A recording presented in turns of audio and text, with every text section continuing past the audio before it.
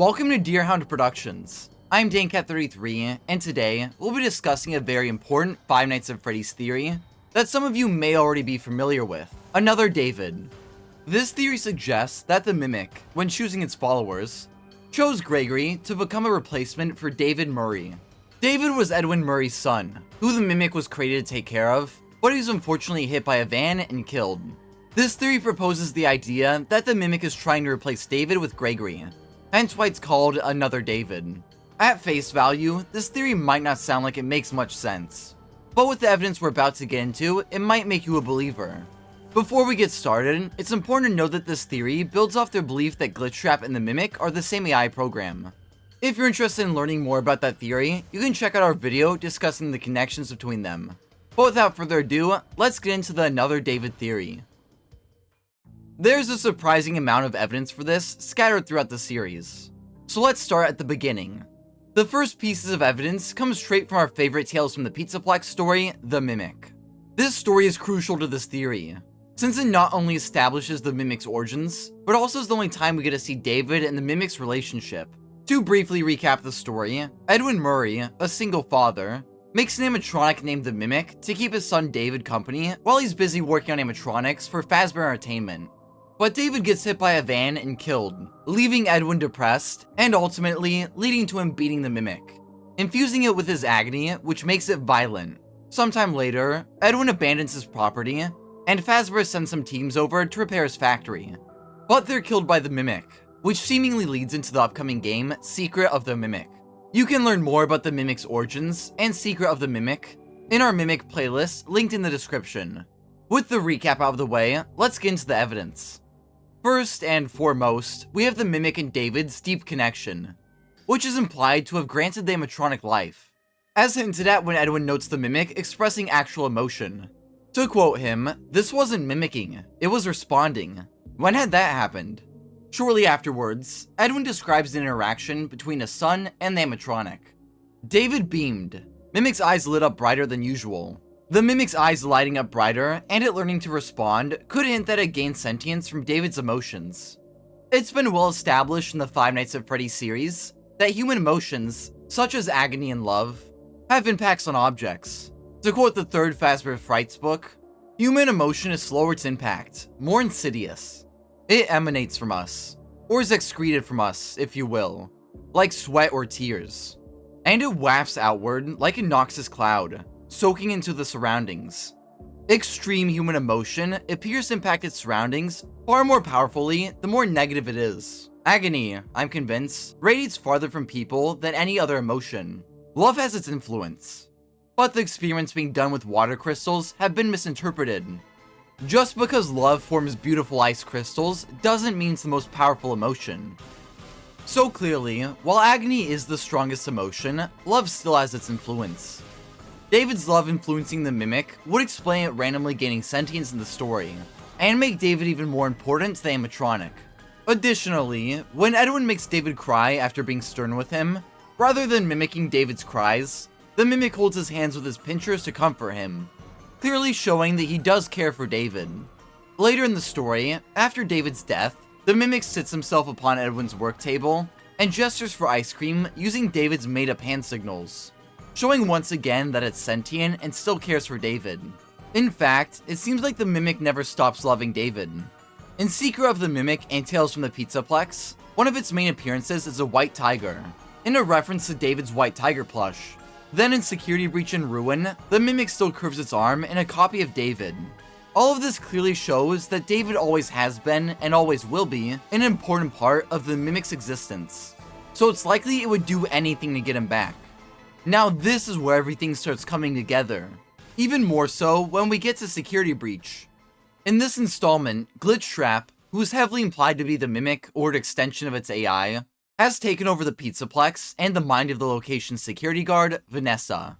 Although in the story, GGY, we learn of another person overtaken by Glitchtrap, and it's none other than Gregory, the main character from Security Breach.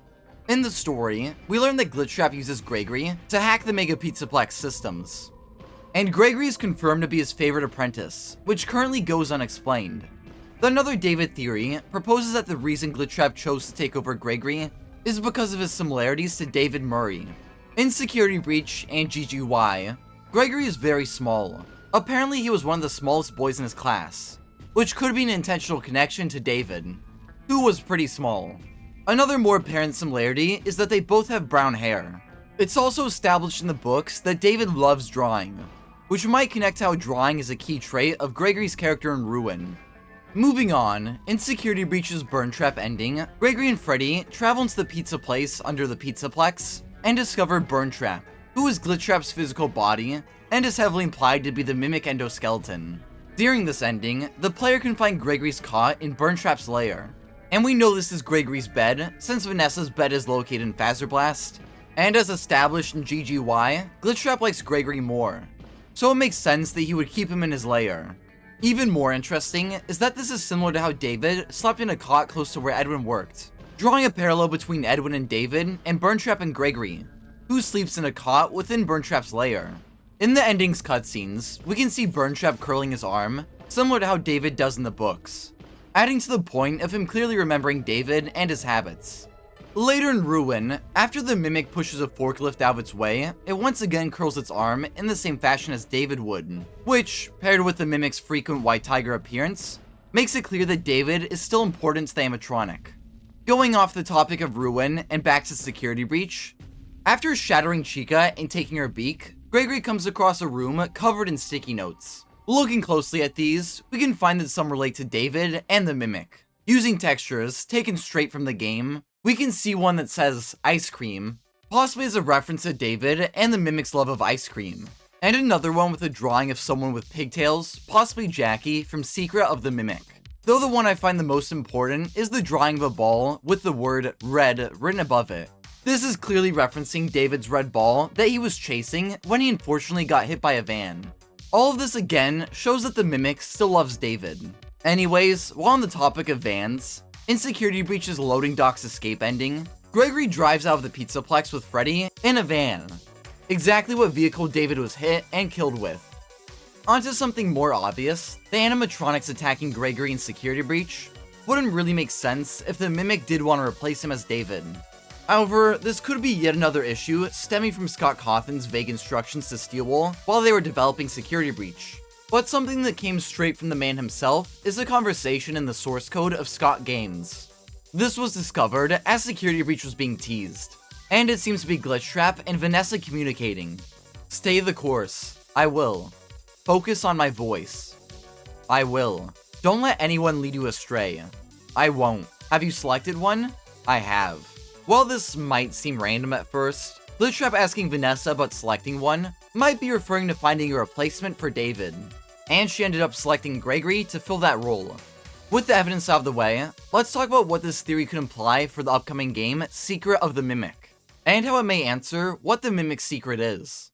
This theory proposes that the animatronic's secret is that it's kidnapped a child and hiding them within Murray's costume manor. The child in question would be the first case of the Mimic trying to make another David. However, this child might be more important than we think. They could even be Afton's youngest son, the crying child from Five Nights at Freddy's 4, which would explain why he's so afraid of the animatronics at Fredbear's. There are many ways the Mimic could have gotten him, either through William trapping him in the factory as some sort of twisted punishment, maybe he snuck in there on his own, or maybe was lured out there and swept away by the Mimic itself. This could even go all the way back to Pizzeria Simulator's minigame, Midnight Motorist, where we play as William Afton, shown by our character driving a purple car, which even has a yellow rabbit antenna in 5 Laps at Freddy's. When Afton finally drives all the way home, he acts like a complete monster to his kids, banging on his son's door, yelling, and even going outside to attempt to go in through the window. However, he finds it's been smashed, and nearby, footprints both human and animatronic lead into the woods. The animatronic footprints may belong to the Mimic, wearing a friendly suit to lure the crying child outside and take him away to the costume manor. After seeing the footprints, William says, "Ran off to that place again. He will be sorry when he gets back."